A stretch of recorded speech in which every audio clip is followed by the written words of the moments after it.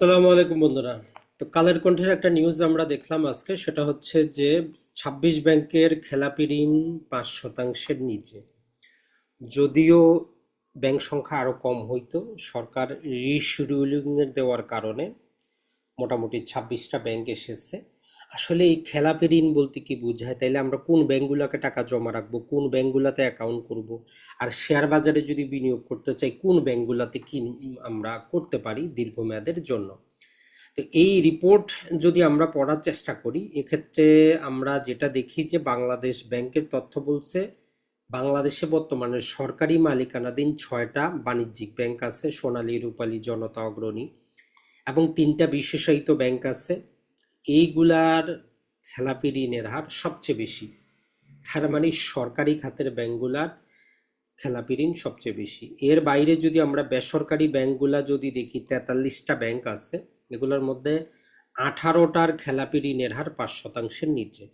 এখন এই খেলাপি ঋণের ইন্টারন্যাশনাল মানদণ্ড হচ্ছে যে ৫% পর্যন্ত এটা গ্রহণযোগ্য হইতে পারে।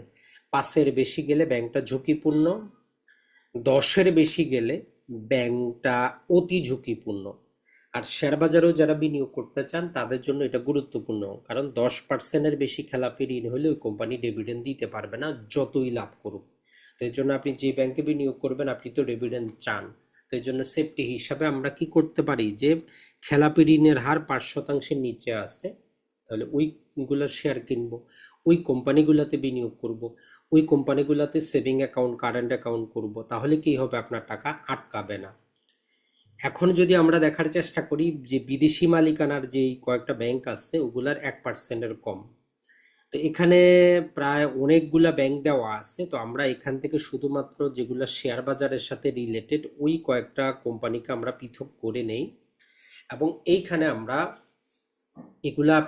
এগুলাতে সেভিং অ্যাকাউন্ট করতে পারেন, কারেন্ট অ্যাকাউন্ট করতে পারেন, ডিপিএস করতে পারেন, এফডি করতে পারেন, এবং আপনার শেয়ার বাজারে এদের শেয়ারও কিনতে পারেন। আপনার ছেলের জন্য, মেয়ের জন্য ডিপিএস না করে, শিক্ষা বীমা না করে এদের শেয়ার কিনে রাখেন। তো এখানে টোটাল আমাদের 14টার মতো ব্যাংক আমরা নিয়েছি। এখানে ধরেন যে Prime Bank, City Bank, Pubali, Eastern, BRAC, Uttara, Jamuna, Midland, Dhaka, Shahjalal, NCC, Trust, Dutch Bangla, Bank Asia, এদের সবারই খেলাপি ঋণের হার ৫% পর্যন্ত ম্যাক্সিমাম, মানে ৫-এর বেশি না।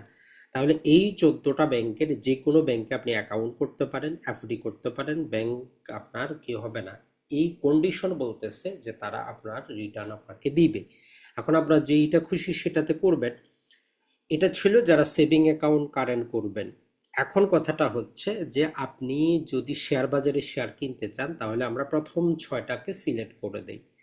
এই প্রথম 6টা সিলেক্ট করার পিছনে তো কোনো কারণও থাকতে পারে, সেটাও আমরা একটু বলে দিই যে কেন এই 6টার কথা আমরা বলতেছি।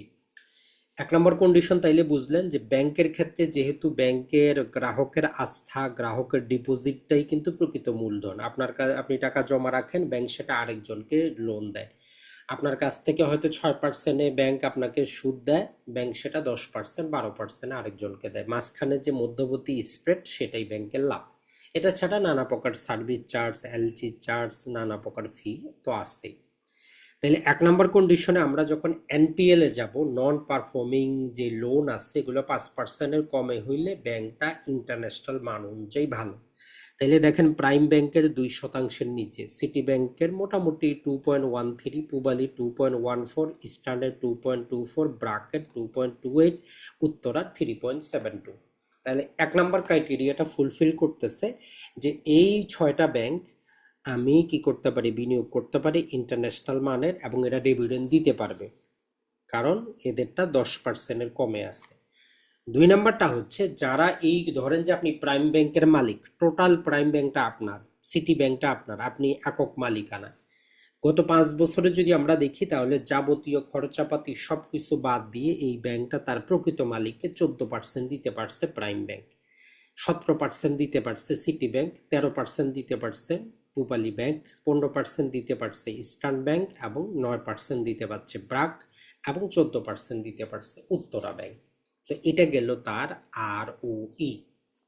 এখন আমরা যদি দেখার চেষ্টা করি যে গত 5 বছরে আসলে শেয়ার প্রতি তার ইনকাম বাড়ছে কিনা। আপনি যখন শেয়ার বাজারে কিনবেন, আপনি তো একটা শেয়ার কিনবেন, তো এক্ষেত্রে দেখা যায় যে প্রাইম ব্যাংক টোটাল অন এভারেজে তার 5 ইয়ার্স যে ইপিএস কেগার সেটা 55% বেড়েছে, যেটা অতুলনীয়। এরপরে সিটি ব্যাংকের 32, পূবালী ব্যাংকের 27, ইস্টার্ন ব্যাংকের 10, ব্র্যাকের 29, উত্তরার হচ্ছে 18%। তার মানে আপনি যদি ওই শেয়ারে কিনেন প্রতি বছর বছর শেয়ারের দামটা, শেয়ারের ইপিএসটা বাড়তেছে, আর যদি ইপিএস বাড়ে শেয়ারের দাম অটোমেটিক বাড়বে। এখন আসি ডিভিডেন্ড। তো নর্মালি আমরা যদি দেখি গত 5 বছরে অ্যাভারেজে ডিভিডেন্ডটা তারা আয়ত তারা করেছে, কিন্তু তারা কি করেছে, ব্যবসাটাকে বাড়িয়েছে। তো এর জন্য ডিভিডেন্ডের 5% দেখতেছি আমরা প্রাইম ব্যাংকে, সিটি ব্যাংকে 2%, পূবালিতে 7%, ইস্টার্ন ব্যাংকে 14%, ব্রাকে 19%, উত্তরাতে 38%। তার মানে উত্তরা ব্যাংকটা বলতে পারেন ডিভিডেন্ড মেশিন হিসাবে কাজ করতেছে। এখন আমরা এই ব্যাংকগুলোর এক একটার এক এক প্রকার মূলধন, কারো ব্রাঞ্চ সংখ্যা বেশি, কারো কম কারেন্সি। তো এই জন্য আমরা দেখবো যে তাদের নেট প্রফিট মার্জিনটা কোন ব্যাংকটা বেশি প্রফিটেবল। তো এটার ক্ষেত্রে যদি আমরা দেখার চেষ্টা করি, আমরা মোটামুটি এখানে যদি দেখি প্রাইম ব্যাংক 27%, সিটি ব্যাংক 25% তার net profit margin, Pubali bank 24%, eastern bank সবচেয়ে বেশি 30%, ব্র্যাক ব্যাংকের 18%, উত্তরা ব্যাংকের হচ্ছে 25%। গড়ে যদি হিসাব করি এই 6টা ব্যাংক 25% করে কি করতেছে তার প্রফিট মার্জিন। তাহলে এই 6টা ব্যাংকে যদি আপনি কি করেন 6 লাখ টাকা বিনিয়োগ করে রেখে দেন, আগামী 20 বছর পর দেখবেন যে আপনার এমনি 6 কোটি হয়ে গেছে, মাঝখানে ডিভিডেন্ড আপনি ফ্রিতে পাইছেন। তাহলে যারা এই ভবিষ্যৎ নিয়ে টেনশনে আছেন, প্রবাসীরাও আছেন, আমরা বলবো যে আপনি এই 6টা ব্যাংকে 6 লাখ টাকা শেয়ার কিনে 20 বছর পরে যখন দেশে যাবেন তখন দেখবেন যে এই 6টা ব্যাংকেই আপনার ওই 1 লাখ টাকার বিনিয়োগটা 6 কোটি টাকা হয়ে গেছে। আর এইটা আমরা গত 15 বছর যদি আপনি যাচাই করেন, এই 6টা ব্যাংকের ব্যাক টেস্ট যেটাকে বলে, আপনি 15 থেকে 20 বছর যাচাই করলে দেখবেন যে যারা বিনিয়োগ করেছে সবাই কিন্তু লাভে আছে, লজে নাই। এর পাশাপাশি বাকি যে ছোট ব্যাংকগুলো আছে, যমুনা, মিডল্যান্ড, এগুলাতে আপনি ট্রেডিং করতে পারেন। এগুলো এখনো দীর্ঘমেয়াদের জন্য এখনো আসে নাই। তো আপনারা যদি শেয়ার বাজার সম্পর্কে আরো জানতে চান, বুঝতে চান, তাহলে আশা করি যে আপনি আমাদের রেকর্ডের ভিডিওগুলো নিতে পারেন, সেটা দেখে উপকৃত হবেন। আসসালামু আলাইকুম, ভালো থাকবেন।